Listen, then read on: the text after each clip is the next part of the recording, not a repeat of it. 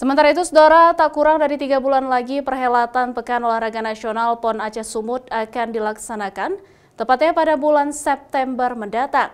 Dinas Pemuda dan Olahraga atau Dispora terus memacu persiapan penyelenggaraan agar matang.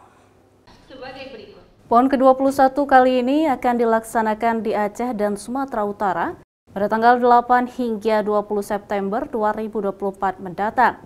Dinas Pemuda dan Olahraga atau Dispora Aceh selaku panitia besar atau PB PON Aceh Sumut terus berupaya mengejar progres menuju puncak pelaksanaan agar berjalan sesuai target.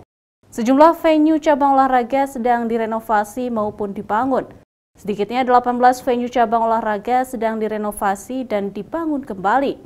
Selain itu, ada juga 26 venue olahraga yang tersebar di 10 kabupaten kota se-Aceh. Semua pengerjaan venue sudah mencapai 87% dan ditargetkan akan fungsional akhir Juli mendatang.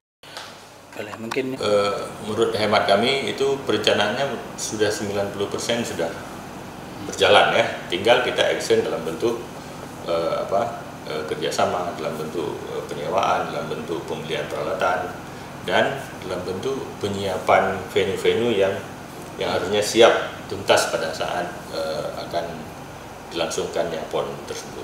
Saya kira itu rencana pelaksanaan PON atau pelaksanaan PON itu sendiri di 8 September 2024 nantinya di khusus wilayah Aceh ini dapat berjalan sesuai rencana, berjalan sesuai anggaran, berjalan sesuai yang sudah kita siapkan, dan berjalan dengan dukungan penuh publik Aceh sendiri dan publik nasional, saya kira.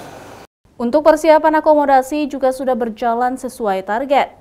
Bahkan ada beberapa hotel maupun penginapan yang sudah dipesan dari jauh-jauh hari, terutama di Kabupaten Pidi.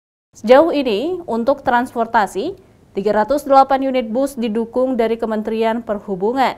PB PON Aceh juga memberdayakan jasa travel lokal untuk membantu dan mendukung pelaksanaan PON di Aceh.